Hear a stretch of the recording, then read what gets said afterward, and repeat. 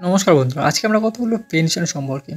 দেখুন, এমনটা কিন্তু নিউজ আসছে যেখানে বলা হচ্ছে ১৫০০ টাকারও কম পেনশন পাচ্ছেন ৪৯ লক্ষ ইপিএফ কর্মী। তো সমস্ত কিছু বিস্তারিত ভিডিওতে আলোচনা করব। ভিডিওটি অবশ্যই শেষ পর্যন্ত দেখুন। ভিডিও শুরু করার আগে বলে দিই, এই সমস্ত ইনফরমেশন বিভিন্ন মিডিয়া, নিউজ আউটলেট এবং ইন্টারনেট থেকে সংগ্রহ করে, তো যে কোনো সিদ্ধান্ত নেওয়ার আগে নিজে একবার রিসার্চ করে নেবেন। চলুন শুরু করি। দেখুন, ইপিএফ পেনশন নিয়ে চমকে দেওয়ার মতো তথ্য সামনে আনলো কেন্দ্র সরকার।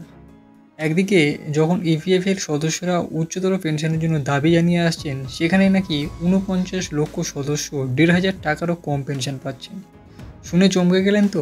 কিন্তু এটাই সত্যি। আরও বিশদে জানতে নজর রাখুন আজকের এই আর্টিকেল।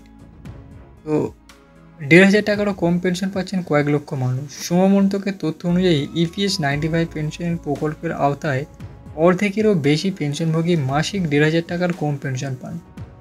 ২০২৫ সালের মার্চ পর্যন্ত তথ্য অনুযায়ী ৮১,৪৮,৪৯০ জন পেনশনভোগীর মধ্যে মাত্র 0.65% ৬,০০০ টাকার বেশি পেনশন পান। ট্রেড ইউনিয়নগুলির ন্যূনতম মাসিক পেনশন ৯,০০০ টাকা করার দাবি জানিয়েছে। সরকার সংসদে জানিয়েছে যে ইপিএফ পরিচালিত কর্মচারী পেনশন প্রকল্প 1995 এর অধীনে প্রতি দ্বিতীয় পেনশনভোগী ১,৫০০ টাকার কম মাসিক পেনশন পান। এই তথ্য দিয়েছেন শ্রম ও কর্মসংস্থান প্রতিমন্ত্রী শোভা কারান্দালাজ। তো কারা ৬,০০০ টাকার বেশি পেনশন পাচ্ছে? শ্রম ও কর্মসংস্থান প্রতিমন্ত্রী শোভা কারান্দালাজে ৩১শে মার্চ ২০২৫ পর্যন্ত তথ্য প্রকাশ করেছেন যে ইপিএস প্রকল্পের আওতায় ৮১,৪৮,৪৯০ জন পেনশনভোগীর মধ্যে মাত্র ০.৬৫% অর্থাৎ ৫৩,৫৪১ জন পেনশনভোগী মাসিক ৬,০০০ টাকা বেশি পেনশন পান।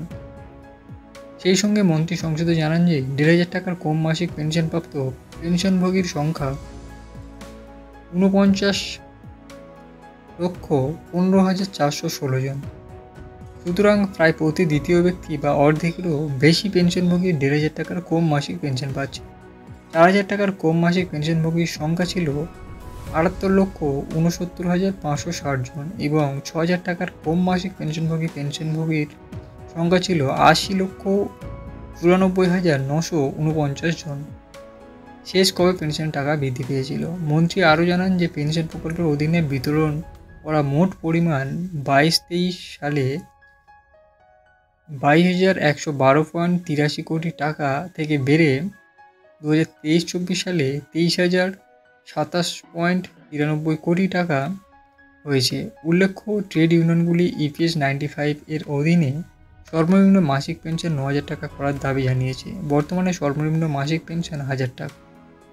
তো ইপিএফের অধীনে পেনশন কি বাড়বে? দীর্ঘদিন ধরেই একটি প্রশ্ন উঠে আসছে যে বেসরকারি খাতে কর্মরত কর্মীদের ন্যূনতম পেনশনের বিষয়ে সরকার কি কোনো পদক্ষেপ নেবে? সম্প্রতি আলোচনা হয়েছিল যে এটি সর্বনিম্ন ৭,৫০০ টাকার উন্নতি করা হবে। বর্তমানে সর্বনিম্ন পেনশনের পরিমাণ মাত্র ১,০০০ টাকা। আগামী দিনে এই টাকা বাড়বে কিনা সেটা সময়ই বলবে।